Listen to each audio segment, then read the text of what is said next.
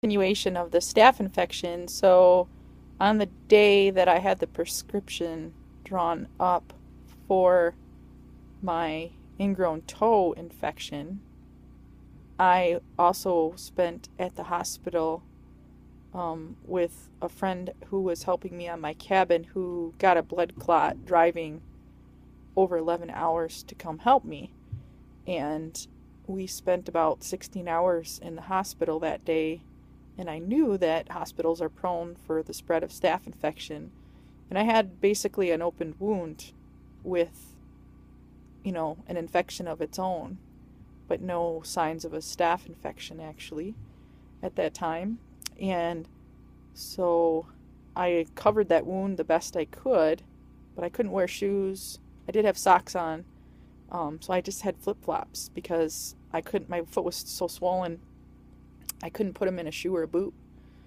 So, anyways, as a result of that, both me and my friend who had the blood clot ended up with staph infection. He has one that's the size of a peach right now, and he's being treated.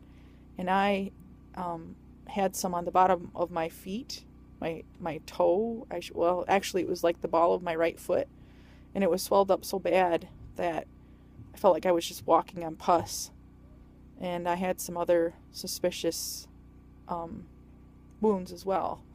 Anyways, so I have been taking a second round of antibiotics, which are a double antibiotic called Bactrim, and they seem to be working fine. Today was my last dose, and so ironically, yesterday I started to feel kind of achy, muscle aches, sort of a little bit nauseous, and not very hungry. And I thought maybe it was just from all of the physical labor I've been doing building my cabin. So, anyhow, I'm not sure if it's the flu, like a virus, or if it's actually some kind of sepsis from the staph infection maybe getting into my blood or my bones or something. So I know staph can be very serious. It can actually be fatal. I have a cousin who spent, I believe, months, I can't remember the time frame, in the hospital because she had it in her bones when she was a teenager. If you're not familiar with staph, you can get it from touching things like toilet seats. You can get it from touching other objects when people have it. It's really, really common in at least American hospitals, and I would presume around the world. And it can take months and months and months to heal. And sometimes it costs somebody their life. And other times it's not that big of a deal. And it all boils down to how strong is your immune system when you get struck with it. And how it happens is your skin is a vessel and it's a protector. It's the biggest organ of your body. So if your skin is healthy and you have no cuts or scrapes or bruises or any deficiencies in your skin, then you probably won't have any way for staph to permeate that skin. But as soon as you have a wound of any sort, then you can be in dire straits. And 2 Thanksgivings ago, I almost lost my left leg at the hip, and it was very serious, and I was treated for sepsis, and it was very, very, very scary. And so I know the dangers of it because I wondered and called my family and was very, very concerned. And in that particular situation, I got a tattoo on my left hip, and they warn you about keeping it clean. Well, I was an underground miner working with all kinds of fine particulate matter, dust, lead dust, many other types of dust.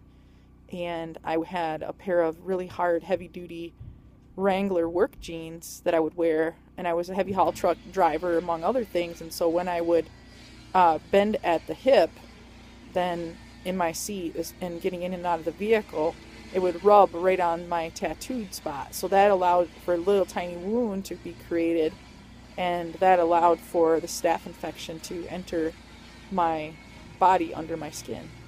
So just wanted to give you these videos so that maybe you can understand what it is and prevent it if you can, and at least be more aware than maybe you were. And some people have suffered staph infections, so they're fully familiar with it.